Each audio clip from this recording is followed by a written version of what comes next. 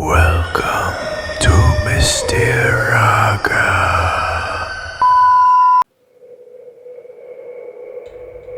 एक बार मेरे डैड और अंकल मुझे और मेरे छोटे भाई को अलास्का में एक गाइडेड हंटिंग टूर पर लेकर गए थे। ये कोई आम सस्ता ट्रिप नहीं था, बल्कि एक बेहद महंगा टूर था, जहां भारी भरकम रकम के बदले एक स्थानीय गाइड आपको घने बर्फ से ढके जंगलों के भीतर ले जाता है और आपकी पसंद के जानवर का शिकार करवाता है। हम हमेशा से इतने अमीर नहीं थे। कुछ साल पहले तक हम इस तरह की ट्रिप के बारे में सोच भी नहीं सकते थे, लेकिन डैड और मेरे अंकल ने 1 साल पहले मिलकर एक कंपनी शुरू की थी, जिसमें अचानक उन्हें ज़बरदस्त मुनाफा हुआ था। उसी प्रॉफिट की वजह से ये ट्रिप संभव हो पाया था। ट्रिप के समय मैं 14 साल का था और मेरा छोटा भाई केवल 10 साल का।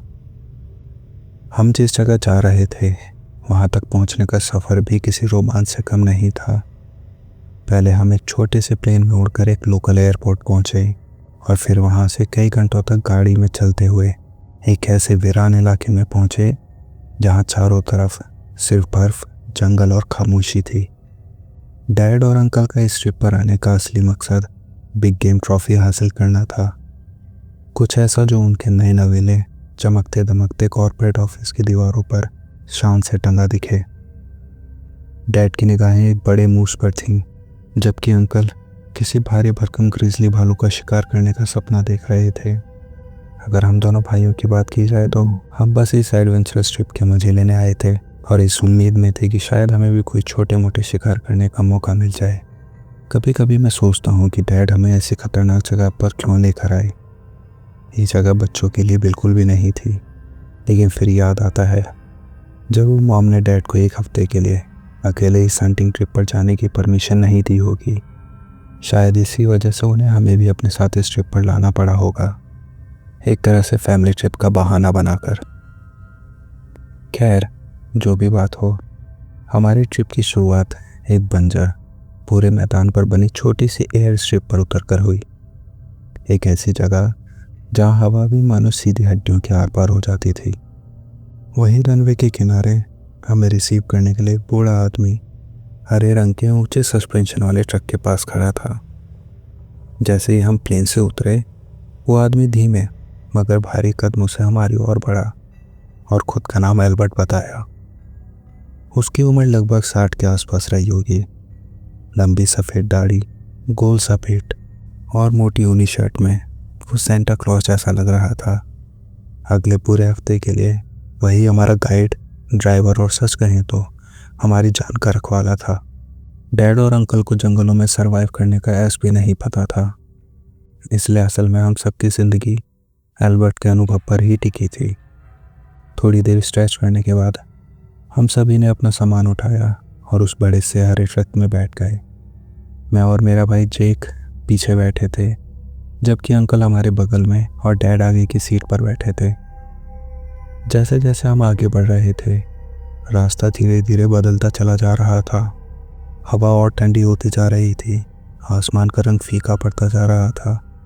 सूरज मोटे काले बादलों के पीछे कहीं खो गया था, जिससे रोशनी एक अजीब उदास धुंध में बदल गई थी। लगभग 2 घंटे बाद आखिरकार हम एक कैबिन तक पहुंच गए। सामने कई स्नोमोबाइल्स खड़ी थी और उन पर बर्फ़ की एक परत जम गई थी। थोड़ी दूर लकड़ी के ढांचों पर अलग अलग आकार की जानवरों की खालें सूख रही थीं। कैबिन लकड़ी का नहीं बना था, बल्कि किसी मजबूत प्लास्टिक जैसी चीज़ से बना था। चारों तरफ कई फीट ऊंची बर्फ़ जमी थी और कैबिन तक जाने के लिए बस एक पतली पगडंडी साफ की गई थी, लेकिन वो भी फिर से गिरती बर्फ़ से ढकने लगी थी। एल्बर्ट ने ट्रक से उतरते हुए कहा, आज रात हम यहीं आराम करते हैं, कल सुबह से शिकार शुरू करेंगे। जैक और मैंने अपने अपने बैग उठाए और डैड और अंकल के पीछे पीछे कैबिन के अंदर चले गए। अंदर का नज़ारा बिल्कुल वैसा ही था जैसा किसी हंटिंग गाइड के कैबिन से उम्मीद होती है। दीवारों पर बड़े बड़े जानवरों के सिर टंगे थे। फर्श और सोफों पर मुलायम फर बिछे थे और कांच के दराजों में दुर्लभ बंदूकें चमक रही थी। कैबिन के अंदर का माहौल इतना आरामदायक था कि बाहर की कड़वी ठंड किसी दूसरी दुनिया की बात लग रही थी। कुछ देर बाद एल्बर्ट हमें हमारा कमरा दिखाने ले गया, जहां हम चारों रहने वाले थे। कमरा काफ़ी बड़ा था और हमें उम्मीद थी कि वहाँ 4 अलग अलग शानदार और आरामदायक बेड लगे होंगे, लेकिन हमारी उम्मीद के उलट वहाँ दीवारों से सटे कई बंक बेड लगे थे। कमरे की सजावट बाकी केबिन जितनी दिलकश नहीं थी, लेकिन फिर भी कमरा काफ़ी साफ सुथरा था। इसके बाद एल्बर्ट ने जल्दी से हमें आसपास की जगहें घुमाई और आने वाले हफ्ते का स्केड्यूल बताया। इसी दौरान उसने जेब से एक छोटा नारंगी डिब्बा निकाला, बिल्कुल दवाइयों की बोतल जैसा, और बिना कुछ कहे 2 गोलियां निकल लीं। कुछ देर बाद मुझे और मेरे भाई को एक बहुत बड़ी ट्रेजेडी का पता चला। कैबिन में ना वाईफाई था और ना ही टीवी। हम दोनों के लिए ये किसी सजा से कम नहीं था। उधर एल्बर्ट अपना सामान लेकर चुपचाप उस कमरे में चला गया जिसे उसने हमें अभी तक नहीं दिखाया था। शायद वही उसका निजी कमरा था, क्योंकि टाइम पास करने के लिए यहाँ कोई टीवी या इंटरनेट नहीं था। तो डैड, अंकल, भाई और मैंने वही किया जो ऐसे हालात में कोई भी करता। हमने रसोई में जो भी मिला उससे पेट भरा और फिर पूरी रात ताश खेलते रहे। माहौल सरप्राइजिंगली काफ़ी मज़ेदार था। हालांकि डैड और अंकल कैबिन में ख़राब बियर होने की शिकायत करते रहे, लेकिन फिर भी थोड़े नशे में, थोड़ी ठंड में हम सभी हंसते बतियाते रहे। डैड और मॉम के बीच काफ़ी समय से चीज़ें ठीक नहीं चल रही थी। डैड काम के दबाव में रहते थे और घर पहुंचकर मामूली बातों पर माँ से झगड़ पड़ते थे। उन्हें अंकल के साथ ऐसे खुलकर हंसते हुए देखकर मुझे काफ़ी अच्छा लगा। एक पल को ऐसा लगा जैसे वो फिर वही मजाकिया इंसान बन गए हैं जिन्हें हम बचपन में देखते थे। डैड और अंकल की बॉन्डिंग देखकर मुझे और मेरे भाई को थोड़ी ईर्ष्या भी होने लगी थी। अंकल समय समय पर फायर प्लेस में लकड़ियाँ डालते रहे और थोड़ी ही देर में रात गहरी हो गई। हमने सोचा क्यों ना कहानियाँ सुनाई जाएं। डैड और अंकल ने अपने पुराने मज़ेदार किस्से सुनाए, लेकिन फिर बातचीत एक अजीब मोड़ पर पहुंच गई। अंकल ने बताया कि अलास्का यूएफओज और पैरानॉर्मल एक्टिविटी का हॉटस्पॉट माना जाता है। उन्होंने अपने दोस्तों और कॉलीग्स के कई किस्से सुनाए, कैसे महीनों तक कोई अदृश्य चीज़ उनके एक दोस्त का पीछा करती रही और फिर एक रात उसे एलियन उठा ले गए। डर और रोमांच में डूबे हम दोनों भाई बिना पलक झपकाए उनकी बातें सुनते रहे। मैं सबसे ज़्यादा सरप्राइज तब हुआ जब डैड ने भी बातचीत में हिस्सा लिया। उन्होंने कहा कि उन्हें सिर्फ एलियंस के असली होने पर यकीन नहीं है, बल्कि उन्हें लगता है कि शायद सरकार भी उनके साथ काम कर रही है। बस फिर क्या था, हम सब के दिमाग में अब बस एक ही डर घूम रहा था, कहीं आज रात एलियंस सच में हमें लेने ना आ जाएं। देर रात करीब 1 बजे हम सब अपने अपने बंक बेड पर लौट गए, लेकिन नींद का दूर दूर तक कोई नामो निशान नहीं था। किसी तरह हमारी रात कटी। फिर सुबह ठीक 6 बजे दरवाजे पर एक जोरदार दस्तक से हमारी नींद खुली। तैयार होने में हमें काफ़ी समय लग गया। शायद हमने ज़रूरत से ज़्यादा कपड़े पहन लिए थे, लेकिन आज हम पूरे दिन बाहर रहने वाले थे, इसलिए ज़्यादा कपड़े पहनना गलत भी नहीं लगा। जैसे ही हम कमरे से बाहर निकले, रसोई की तरफ से खाना पकने की आवाज़ आ रही थी। मोटे बेकिंग की खुशबू तो इतनी शानदार थी कि पैर अपने आप किचन की तरफ मुड़ गए। एल्बर्ट हमारे लिए नाश्ता बना रहा था। उम्मीद है आप सबको भूख लगी होगी, उसने मुस्कुराते हुए कहा। एल्बर्ट पहली बार दिल खोलकर मुस्कुराया था और तब पहली बार मुझे समझ आया कि वो मुस्कुराना पसंद क्यों नहीं करता। उसकी मुस्कान तिरछे दांतों के कारण थोड़ी अजीब सी लगती थी। नाश्ता परोसते समय एल्बर्ट ने फिर नारंगी डिब्बा खोला और उसे हिलाया, लेकिन इस बार वो खाली था। ओह, लगता है अगले कुछ दिन बिना इसके गुजारना पड़ेगा, वो बड़बड़ाया और डिब्बा जेब में वापस डाल लिया।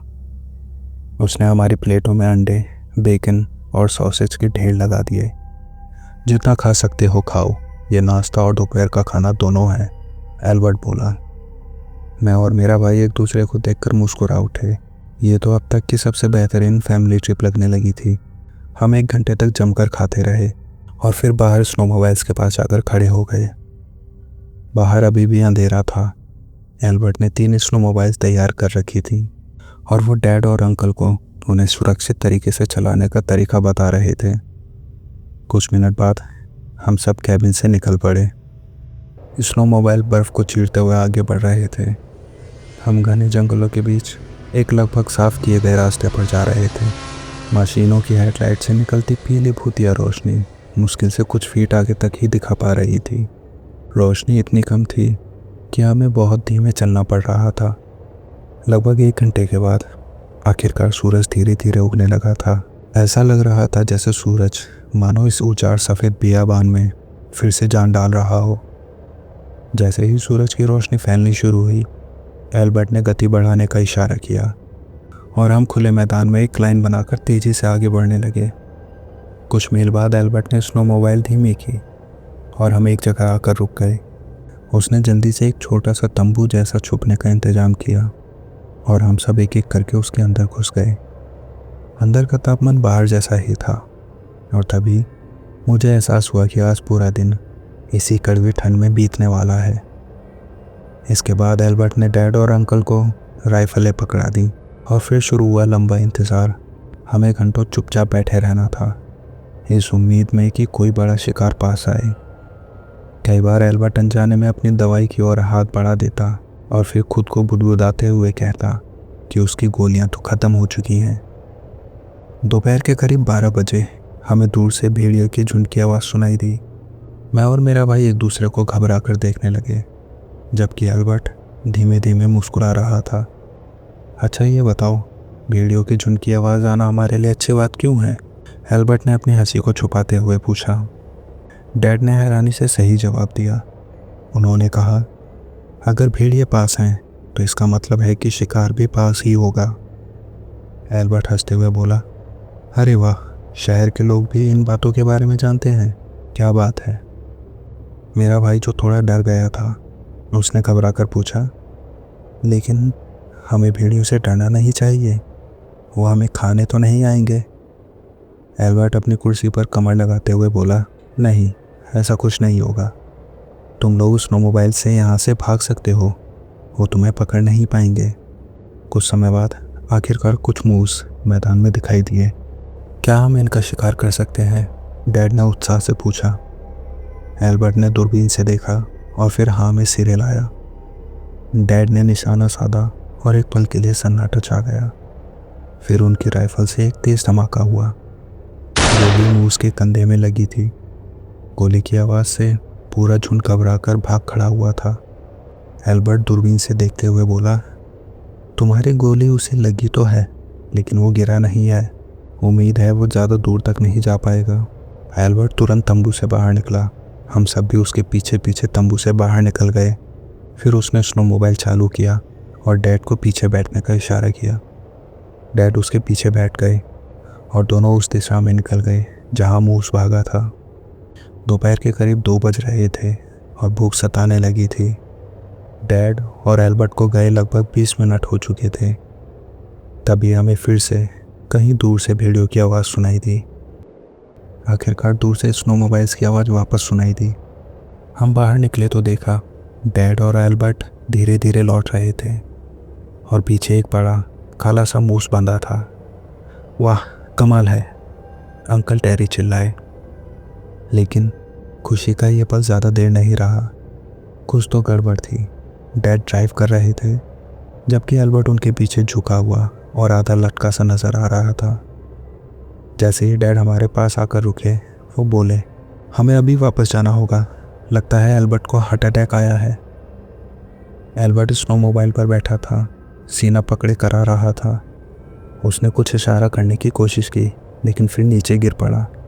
हम सब भागकर उसकी ओर लपके। वो लगभग बेहोश था, बस हल्की हल्की सांसें चल रही थीं। हमें इसे तुरंत शहर ले जाना होगा, डैड बोले। हमने मरे हुए मूस को स्नोमोबाइल से फेंका और किसी तरह एल्बर्ट को ऊपर चढ़ाकर कसकर पकड़ा। दूर मैदान में भेड़िए अब साफ दिखने लगे थे। शायद मूस की गंध ने उन्हें और पास खींच लिया था। उनकी आंखें चमक रही थीं और वो गोल घेरे में घूम रहे थे, जैसे किसी मौके का इंतज़ार कर रहे हों। हमने फ़ौरन स्नोमोबाइल स्टार्ट की और उस दिशा में भागे जहाँ हमें उम्मीद थी कि कैबिन होगा। डैड पूरी कोशिश कर रहे थे कि एल्बर्ट को गिरने ना दें। मैं और मेरा भाई अंकल के साथ दूसरे स्नोमोबाइल पर थे और हम बस यही दुआ कर रहे थे कि कैबिन समय पर मिल जाए। कुछ देर बाद आसमान गहराने लगा। इस समय तक हमें कैबिन तक पहुंच जाना चाहिए था। लेकिन हमारे आसपास का नज़ारा बिल्कुल नहीं बदला था। हर तरफ वही खुला विशाल सफ़ेद मैदान फैला था। बादल फिर से सूरज को ढक रहे थे, जैसे वो भी हमारे खिलाफ हों। डैड ने स्पीड कम की और सबको इकट्ठा होने का इशारा किया। मैंने फ्यूल मीटर देखा और एक पल को डर से सिहर उठा। आधा फ्यूल भी नहीं बचा था। क्या तुम्हें ये जगह जानी पहचानी लग रही है? डैड ने पूछा। अंकल टेरी और मेरा भाई दोनों चुप थे। किसी के पास कोई जवाब नहीं था। साफ था कि हम खो चुके थे। हमने एल्बर्ट की हालत देखी। उसकी सांसें बहुत धीमी या शायद बिल्कुल भी नहीं चल रही थी। अचानक दूर से एक जानी पहचानी आवाज़ सुनाई दी, भेड़ियों की आवाज़। हम उन्हें देख नहीं पा रहे थे, लेकिन उनकी आवाज़ बिल्कुल पास लग रही थी। शायद ये वो भेड़िए नहीं थे जिन्हें हमने तंबू के पास सुना था। हम बहुत दूर निकल आए थे। ये ज़रूर कोई नया झुंड था। अचानक अंकल टेरी कहीं दूर इशारा करते हुए चिल्लाए, मुझे रोशनी दिख रही है। हमने उधर देखा तो दूर सफ़ेद बर्फ़ के बीच एक रेडियो टावर खड़ा था, जिसके ऊपर लाल रोशनी हर कुछ सेकंड में टिमटिमा रही थी। टेरी, वहाँ हमें क्या ही मिलेगा? डैड ने कहा। अगर वो रेडियो टावर है तो उसके पास लोग भी होंगे और शायद वो हमारी कुछ मदद कर सकें, अंकल टेरी बोले। डैड कुछ देर तक सोचते रहे, जैसे अनुमान लगा रहे हो कि कितना फ्यूल बचा है, हम कितना दूर तक जा पाएंगे। लेकिन उसी वक्त फिर एक बार भेड़ियों की झुंड की दहाड़ सुनाई दी, और इस बार और करीब से। ठीक है, चलो देखते हैं, डैड ने कहा। हम टावर की ओर बढ़ने लगे। टावर काफ़ी दूर था और वहाँ पहुँचने में समय लगने वाला था। हमारे स्नोमोबाइल्स का फ्यूल शायद उससे पहले ही ख़त्म होने वाला था। एक गहरा डर मन में बैठने लगा था। हम सच में खो चुके थे, और अगर हमें जल्द ही कोई शेल्टर नहीं मिला तो हम या तो ठंड से जमकर मरने वाले थे या फिर भेड़ियों द्वारा फाड़ दिए जाने वाले थे। टावर से हमारी दूरी अब कुछ ही मील की रह गई थी, लेकिन हमारे स्नोमोबाइल्स धीरे धीरे रुकने लगे थे। डैड ने अपनी मशीन पर गुस्से में हाथ मारा। फ्यूल ख़त्म हो चुका था। हम एक और रुके और सब इकट्ठा हुए। एल्बर्ट अब बिल्कुल भी सांस नहीं ले रहा था, लेकिन एक अच्छी बात थी, अंकल टेरी के स्नोमोबाइल में अभी थोड़ा फ्यूल बचा था, क्योंकि उस पर कम लोग थे। डैड अपने स्नोमोबाइल से उतरे और अपना हथियार लूट करने लगे। उन्होंने अंकल टेरी की पिस्तौल मुझे पकड़ाई और बोले, तुम दोनों इस स्नोमोबाइल पर बैठो और उस लाल रोशनी की तरफ सीधे जाते रहो। कोई मदद लाना। मैं और टेरी यहीं रुककर भेड़ियों को रोकने की कोशिश करते हैं। अंकल टेरी ने राइफल कंधे पर टांगी और मुस्कुराने की कोशिश की। चिंता मत करो, हम तुम्हारे पीछे पीछे चलेंगे। तुम लोग बस चलते रहना, सब ठीक हो जाएगा। उनकी झूठी बहादुरी ने मुझे थोड़ी हिम्मत दी। मैंने कांपते हाथों से आंसू पोंछे और मशीन पर चढ़ गया। मुझे स्नोमोबाइल चलाना नहीं आता था, इसलिए डैड ने जल्दी से मुझे एक छोटा सा क्रैश कोर्स दे दिया। फिर डैड और अंकल को पीछे छोड़ते हुए मैं और मेरा भाई टावर की ओर निकल पड़े। रात धीरे धीरे गहराती जा रही थी और टावर की लाल रोशनी पहले से ज़्यादा चमकीली लगने लगी थी। लगभग 20 मिनट के बाद हम आखिरकार टावर के नीचे पहुंच गए। वहाँ एक छोटी सी इमारत भी थी, शायद कोई मेंटेनेंस शेड होगा, मगर उसका दरवाज़ा बंद था। मैंने घबराकर दरवाज़ा खटखटाया, लेकिन कोई जवाब नहीं मिला। ऐसे हालात में मैंने वही किया जो उस पल मुझे सही लगा। मैंने पिस्तौल निकाली और ताले पर गोली चला दी। पहली गोली बेअसर रही। मैंने दोनों हाथ से बंदूक कसकर पकड़ी और दूसरी गोली चलाई। रिवॉल्वर का झटका इतना तेज़ था कि बंदूक मेरे हाथ से छूटकर नीचे गिर गई। मैं तीसरी गोली चलाने ही वाला था कि देखा, दरवाज़ा थोड़ा सा खुल चुका था। मैंने राहत की सांस ली और धक्का देकर दरवाज़ा पूरी तरह खोल दिया। अंदर सामने की ओर नीचे जाती हुई लोहे की बनी लंबी सीढ़ियाँ थीं। दीवारों पर लाल लाइटें लगी थीं जो धीरे धीरे टिमटिमा रही थीं और नीचे उतरते घने अंधेरे में खोती जा रही थीं। ये जगह आखिर है क्या? मेरे भाई ने कांपते हुए कहा। हम दोनों कुछ देर एक दूसरे को देखते रहे, फिर धीरे धीरे सावधानी से उन लोहे की सीढ़ियों से नीचे उतरने लगे। लाल बल्बों की रोशनी बस इतनी थी कि आगे की कुछ सीढ़ियां ही दिखाई दे रही थीं। कुछ मिनटों की बेचैनी के बाद हम नीचे पहुंच गए। सीढ़ियों के अंत में दोनों दिशाओं में एक लंबा गलियारा फैला था। दीवारों पर बराबर दूरी पर छोटे पीले बल्ब लगे थे और हर 2 बल्बों के बीच एक एक दरवाज़ा बना था। ये जगह आखिर थी क्या, इतनी दूर इस वीराने में, वो भी ज़मीन के नीचे छिपी हुई? एक के बाद एक हमारे मन में सवाल उठ रहे थे, पर जवाब देने वाला कोई नहीं था। हर कदम के साथ बेचैनी और डर बढ़ता जा रहा था। एक अजीब सी खींचतान चल रही थी मेरे भीतर। एक मन कह रहा था कि हमें हर हाल में यहाँ से मदद ढूंढनी होगी, नहीं तो हम सबकी जान जाना तय है। वहीं दूसरी ओर मन के अंदर से एक आवाज़ लगातार चेतावनी दे रही थी कि ये जगह हमारे लिए नहीं है, कि यहाँ रुकना ही सबसे बड़ा खतरा है। लेकिन मरता क्या ना करता, हम अब वापस नहीं जा सकते थे। मैंने खुद को शांत किया और विश्वास दिलाया कि इस बिल्डिंग में कहीं ना कहीं कोई फ़ोन, कोई पुराना कंप्यूटर ज़रूर होगा जिससे हम मदद बुला सकते हैं। मेरा छोटा भाई लिवाई डर के मारे बिल्कुल शांत खड़ा था। वो मेरी बाह पकड़कर ऐसे खड़ा था जैसे अगर उसने मुझे छोड़ा तो अंधेरा उसे निकल जाएगा। उसकी आंखें इधर उधर घूम रही थीं, लेकिन नज़रें मुझसे हट नहीं रही थीं।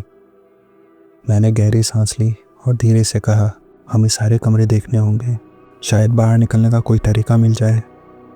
लिवाई ने कुछ नहीं कहा, बस चुपचाप सिर हिला दिया। वो मेरे बिना एक कदम भी नहीं चलने वाला था। हम पहले दरवाजे तक पहुँचे, मगर अजीब बात यह थी कि वो पहले से ही खुला हुआ था। अंदर पुराने फाइलिंग कैबिनेट, कागज़ और थोड़ा बहुत ऑफिस का सामान पड़ा था। ना कोई फ़ोन था, ना कोई कंप्यूटर।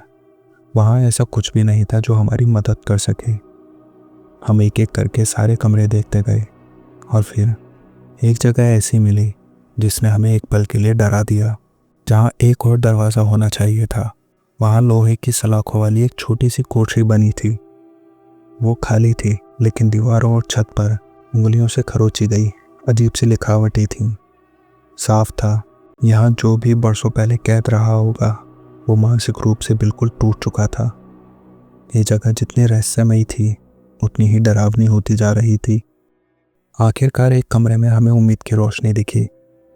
उस कमरे की दीवार पर पुराने मॉनिटर लगे थे, जिनकी स्क्रीन अंधेरे में हल्की नीली रोशनी दे रही थी। ज़्यादातर में बस काली नीली लाइनें दिख रही थी, लेकिन कुछ पर खाली गलियारों, सुनसान कमरों और बंद सेल्स के काले सफ़ेद फुटेज दिख रहे थे। मॉनिटर इतने पुराने थे कि लगता था ये जगह किसी सरकारी विभाग ने दशकों पहले चलाई होगी, या शायद किसी सीक्रेट एजेंसी ने। मॉनिटर के नीचे कई बटन और डायल भी थे, जैसे यहाँ से सब कुछ कंट्रोल किया जाता हो। एक कोने में लाल रंग का टेलीफोन भी रखा था, जिसकी छोटी लाल लाइट लगातार टिमटिमा रही थी।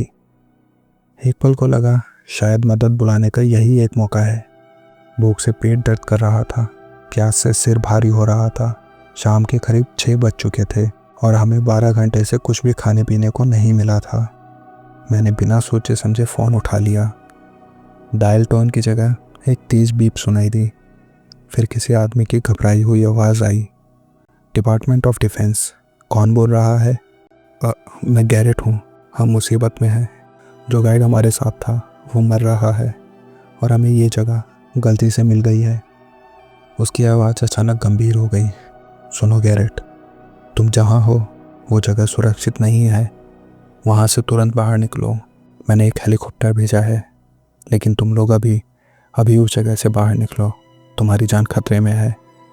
मेरे हाथ कांपने लगे, लेकिन बाहर अंधेरा है और भेड़ियों का झुंड हमें घेरे हुए है। मैंने मुश्किल से कहा। इस बार उसकी आवाज़ बिल्कुल ठंडी थी।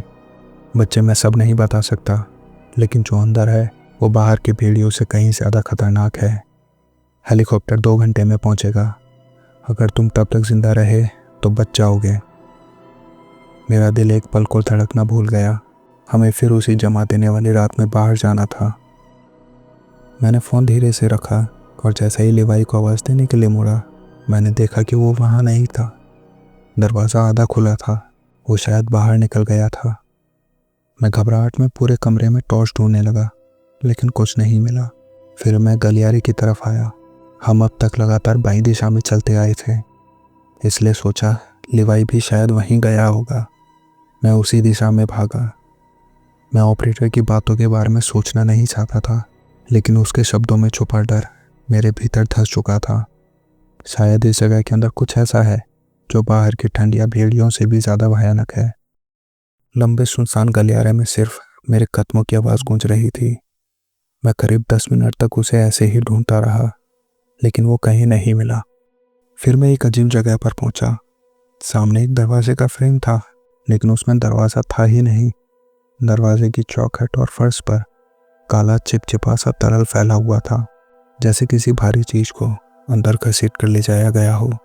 मेरे पास टॉर्च नहीं थी, बस गलियारे की लाल इमरजेंसी लाइटें ही थी जो थोड़ी बहुत रोशनी कर रही थीं, पर उससे कमरे के अंदर देख पाना लगभग नामुमकिन था।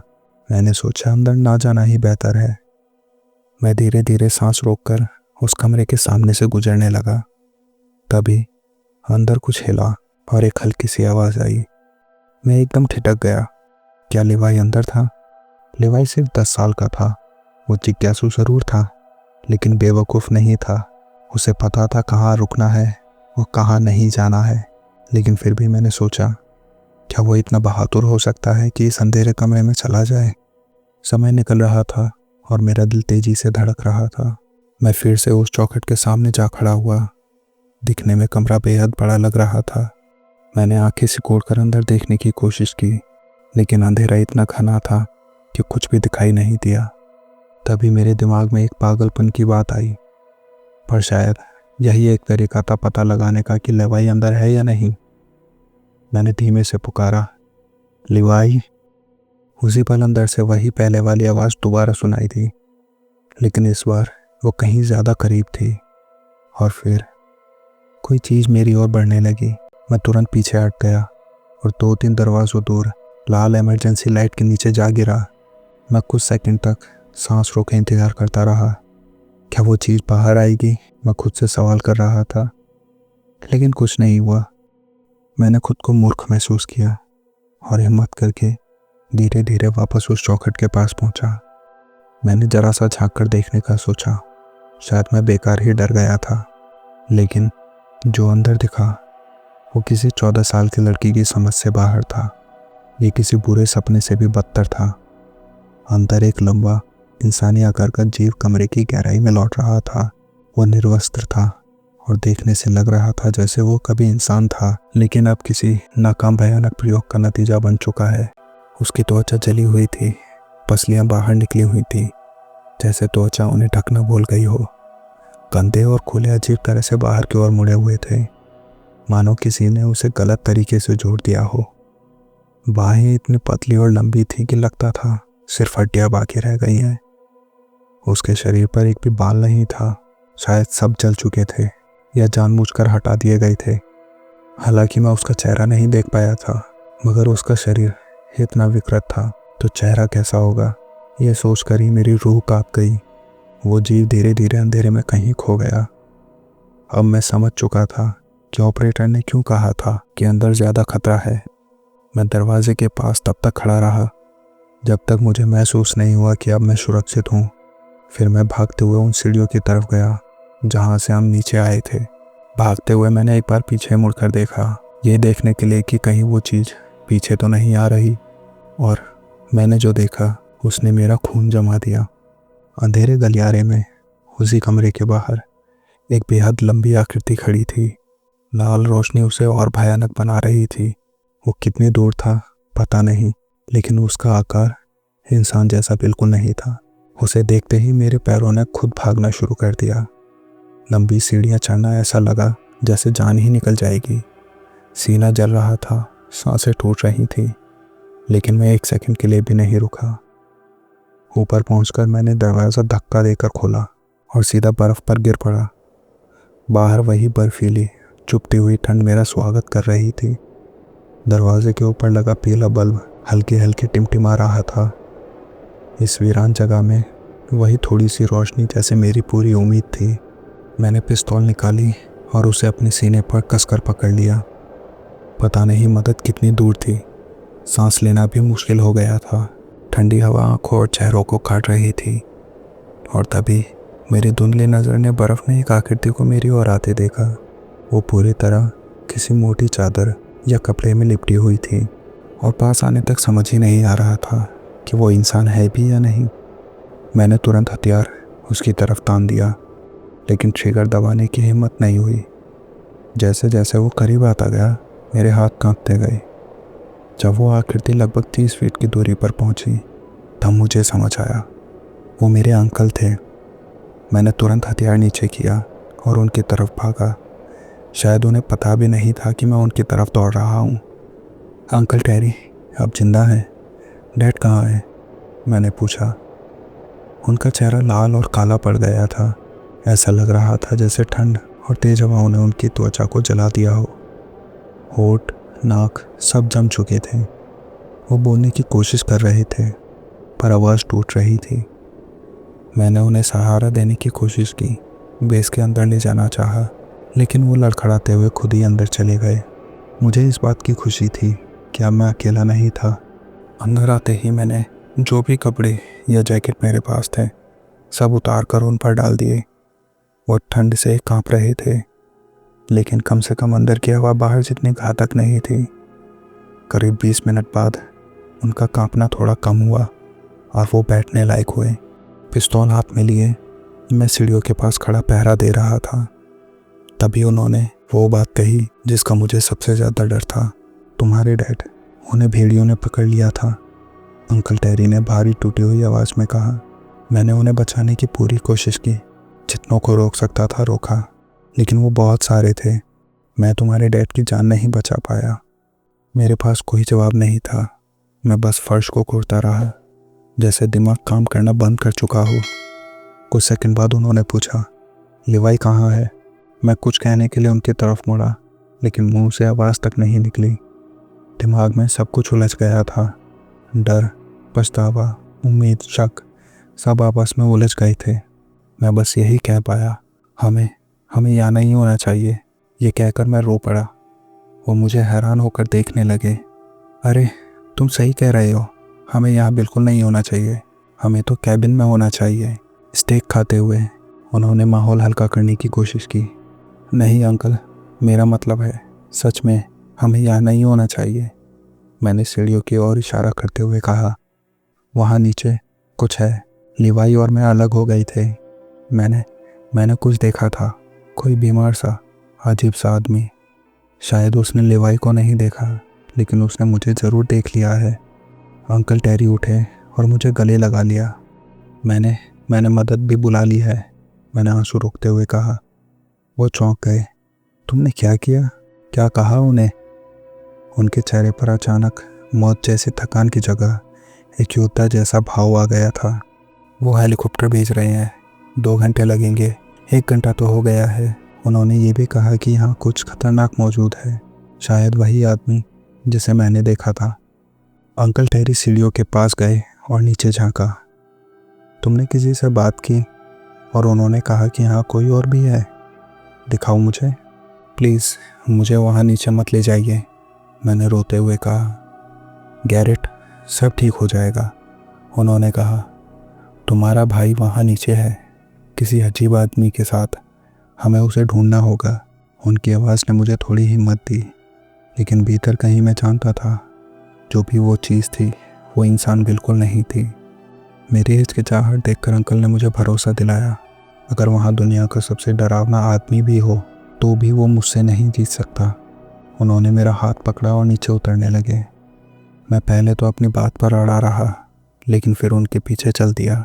नीचे पहुंचकर मैंने उन्हें बताया कि किस दिशा में मुझे फ़ोन मिला था, और वही दिशा थी जहां मैंने उस अजीब आदमी को देखा था। अंकल ने अचानक जोर से नाम पुकारा, लिवाई, लेकिन किसी का कोई जवाब नहीं आया। हम धीरे धीरे मॉनिटर रूम की ओर बढ़ने लगे। जैसे जैसे हम उस अंधेरे गलियारे में आगे बढ़ रहे थे, मेरा दिल डर से बैठा जा रहा था। मुझे पता था कि मौत छिपी है, पर वापस आने का मतलब था बाहर की जानलेवा बर्फीली रात में रात गुजारना। मैंने दिल कड़ा किया और आगे बढ़ता रहा। तभी जिस चीज़ का मुझे सबसे ज़्यादा डर था वो सच हो गई। लंबे अंधेरे गलियारे की गहराई से किसी की सिसकियां और दर्द से भरी चीख गूंजी। चीख ऐसी थी कि जैसे किसी की जान निकल रही हो। मैं और अंकल दोनों वहीं जम गए। लेकिन इससे भी ज़्यादा डरावनी बात ये थी कि वो चीख लिवाई की थी। अब डरने का समय नहीं था। साफ था कि जो भी चीज़ यहाँ हमारे साथ है उसने लिवाई को पकड़ लिया है। अंकल टेरी तुरंत दौड़ पड़े। मैं भी उनके पीछे भागा। वो उसी कमरे में मुड़ गए जिस कमरे में मैंने उस लंबे नंगे आदमी को देखा था, और फिर वो एक पल के लिए ठिठक गए। मेरे भाई और उस लंबे आदमी की चीखें कमरे के भीतर लगातार गूंज रही थी। जैसे ही मैं दरवाजे के पास पहुंचा, मैं भी रुक गया और अंकल की ओर देखा। वो कांप रहे थे।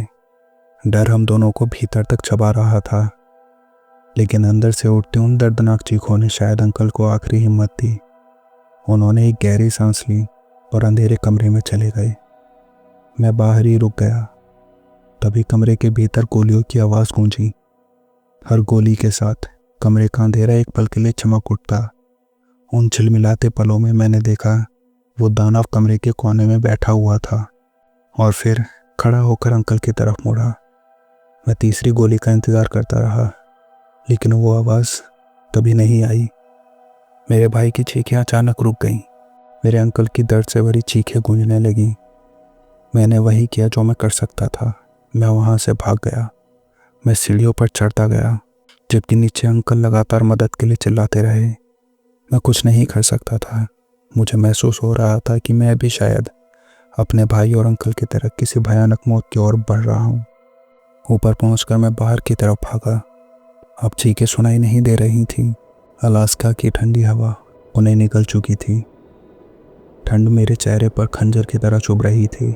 मैं बर्फ़ पर गिर पड़ा, बस यही उम्मीद करते हुए कि ठंड या भेड़ियों से पहले हेलीकॉप्टर पहुंच जाए। तभी दूर आसमान में हेलीकॉप्टर की एक धीमी आवाज़ सुनाई गई। मेरी आंखों के आगे सब घूमने लगा। मुझे लगा मैं यहीं मर जाऊंगा, लेकिन तभी बेस का दरवाज़ा अंदर से ज़ोरदार आवाज़ के साथ हिला। मैंने डरते हुए उस तरफ देखा। वहाँ वही विकृत जीव खड़ा था। वो धीरे धीरे मेरी ओर बढ़ रहा था। मैं इतना थक गया था कि हिल भी नहीं पा रहा था। वो बिल्कुल दरवाजे तक आ चुका था। तभी हेलीकॉप्टर के फ्लड लाइट्स अचानक उस पर पड़ी। वो रोशनी की ओर ऐसे मुड़ा जैसे रोशनी उसे जला रही हो, और फिर वो पीछे हटने लगा, पहले धीरे फिर छटपटाकर। अंत में वो वापस बेस के अंधेरे में गायब हो गया। हेलीकॉप्टर से 2 सैनिक तुरंत मेरी ओर दौड़ पड़े। बच्चा जिंदा है, सांस चल रही है, उन दोनों सैनिकों में से एक ने कहा। उन्होंने मुझे उठाया और हेलीकॉप्टर के अंदर ले गए। हेलीकॉप्टर की गर्म हवा मेरे चेहरे पर पड़ रही थी, और फिर मैं धीरे धीरे बेहोश होता चला गया। आज उस घटना को 10 साल हो चुके हैं। वो जगह जिसे लोग रेडियो टावर कहते हैं अब अस्तित्व में नहीं है। सरकार ने उसे सील करके बर्फ़ में दबा दिया है। लिवाई और अंकल टेरी कभी नहीं मिले। उनकी मौतें सीवियर वेदर कंडीशन कहकर दबा दी गईं। मैंने डॉक्टरों को बताया था कि बेस के अंदर क्या हुआ था और वहाँ क्या था। वो लंबा आदमी, उसके नुकीले पंजे, उसकी आंखों का ना होना। लेकिन उन्होंने इसे मेरा भ्रम कहकर टाल दिया। काश ये मेरा भ्रम होता। मुझे अब भी रात को नींद नहीं आती। कभी कभी जब घर की बिजली छपकती है तो मुझे लगता है वो मेरे पीछे ही खड़ा है। मैं आज आपको ये सब इसलिए बता रहा हूँ क्योंकि अगर आप कभी किसी बर्फीले वीरान इलाके में लाल इमरजेंसी लाइट चमकती देखें तो उस तरफ कभी ना जाएं, क्योंकि कुछ दरवाजे ऐसे होते हैं जो कभी खोले ही नहीं जाने चाहिए।